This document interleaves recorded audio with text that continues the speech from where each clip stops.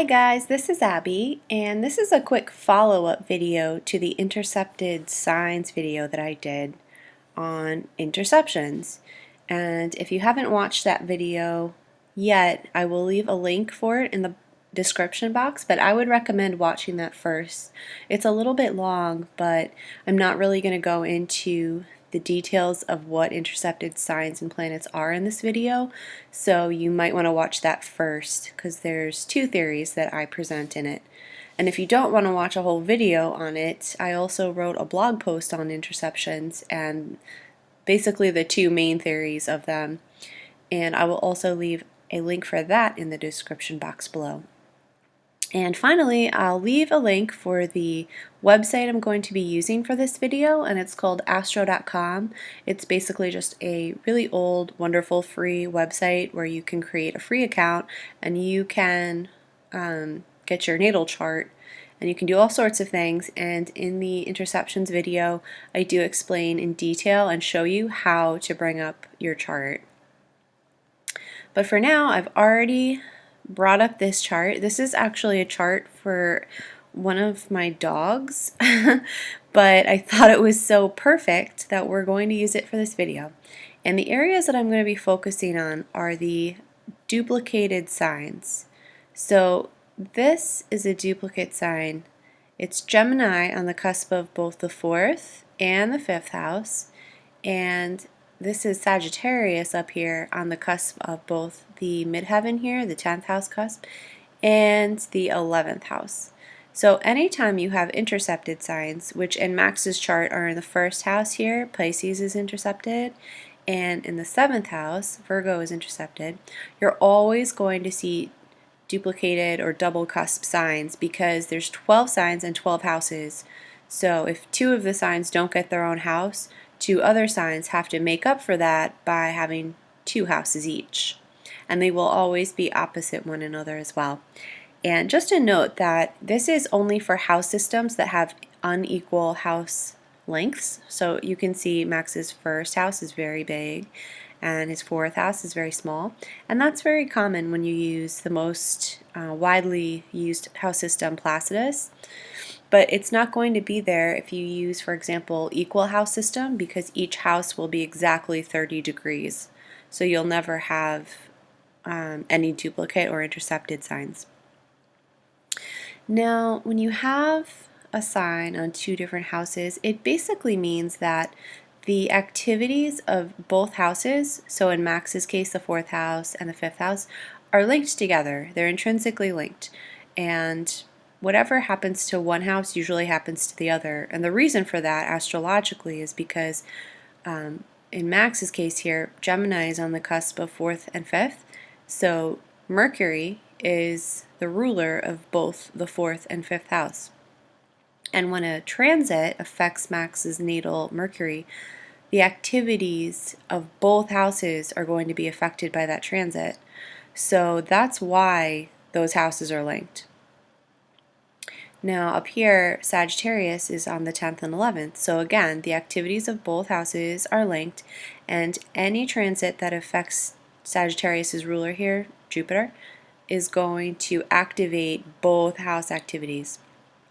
And just to show you an example, I'm going to hit this with transits button, and this just shows you where the planets are currently. Now, there aren't any, these green planets, these symbols outside the wheel are all where the current planets are, so these are the transits. So there's really nothing near Jupiter, and there's nothing near Mercury right now, but you can see, for example, the planet Uranus here is in the end of Aries, and it's going to be in Taurus in a couple of years, and then it will start activating Jupiter's energy here for Max. When that happens, Uranus, which is the awakener, it's sort of like a chaotic, rebellious influence, that's going to happen to both Max's 10th and 11th houses. So perhaps if this was a person, the 10th house would be his career and his reputation. So he might start breaking away and doing his own thing, being more original. And the 11th house has to do with friends and groups.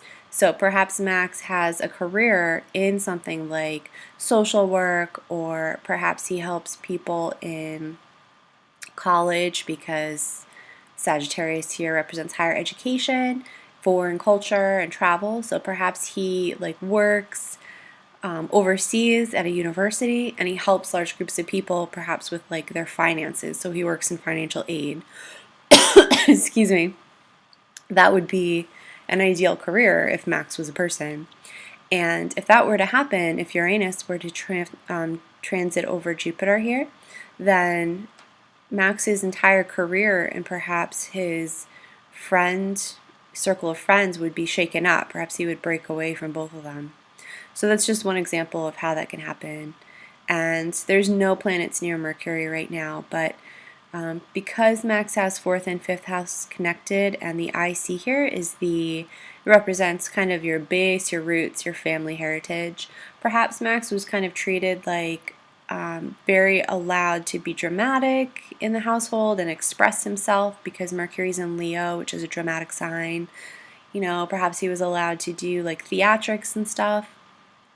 And when a transit happens to Mercury here, like let's say Jupiter, which is nowhere near it, but Jupiter was in Leo a couple years ago, so during that time, Jupiter would have made everything Mercury related larger than life, because Jupiter transits expand the energy of what they touch. So perhaps self-expression, especially via verbal and written form, because Gemini is here, would have become larger than life and a really big part of Max's life. So now what does this have to do with these intercepted signs? Essentially, if you buy into the theory that your intercepted sign is like a blocked energy that's dormant, one way for you to sort of help unlock it and express it is through your duplicated signs. So for example, Pisces here, intercepted in Max's 1st house, indicates that perhaps he doesn't see himself, because the 1st house is the house of the self, and how he fits into society at large, because Pisces is the whole, so he doesn't understand how his personal identity fits into the whole. So one way to help him sort of reclaim his sense of identity could be this Gemini area. He's obviously very proficient in language, communication. That was something that was encouraged in the home, which is 4th house. And because the 5th house is involved and Pisces is involved, perhaps performing arts might be a way for him to reclaim his identity, because something like maybe a musical instrument, which would use his hands, Gemini, and music, Pisces, and he could perform, 5th house, would be a way to show who he is in the grander scheme of things. That's just one example. Another one could be like writing creative stories, or just anything that uses a combination of these signs. And as far as up here, Virgo, intercepted in Max's 7th house, if Max was a human, would probably indicate a propensity to be really critical to his partner, because Virgo can sometimes be too focused on details, especially when it's repressed. It can get too focused on judging and criticizing. And the 7th house is the house of partnerships, but it's also what you project onto other people, especially a partner. And if Max here can't see himself clearly, and he has this sort of Pisces deception of who he is, and his sort of Pisces mystery and vagueness, maybe he'll take all that lack of understanding and project it onto his partner and be overly critical, which, as we probably know, will destroy partnerships. So it's actually very detrimental to a partnership to do that. So perhaps one way for him to get away from that is to use his Sagittarius energy, which is really well integrated into the chart. Sagittarius is a really broad-minded, undetail-oriented sign. It's very much about the bigger picture, and it's very easygoing, even though Max has Pluto here, which is kind of an intense magnetism. Sagittarius itself is just a really optimistic sign, and that would be a way for him to sort of get out of this Virgo trap here. Perhaps he could meet someone through his work, maybe it's a friend, which is the 11th house, someone who he travels with or something, and that partnership would allow for more freedom, because Sagittarius is all about freedom, than this Virgo sort of. Virgo is a great sign, but in this case, if it's dormant, it can get really hyper-focused on details and not be able to see the trees for the forest. So it can kind of help Max to get out of that tendency. So that's just kind of a little brief example of how your duplicated signs can help with your interceptions if you have blockages there, and also what they mean. They just mean that your two houses are connected, and that energy, that specific sign's energy, is something that you are well practiced in, because for whatever, even if it's not on an angle like these are the most important houses, the 1st, 4th, 7th, and 10th, because they are the angular houses. They're the houses that are ruled by the ascendant, the IC, the descendant, and the midheaven. But even if you have like your 2nd and 3rd house on a duplicated sign, it just means that that energy is a bigger part of your chart than other energies. So that's it. If you guys have any questions or comments, please leave them. If you liked this video, please give it a thumbs up, and don't forget to subscribe. Thank you for watching. Bye.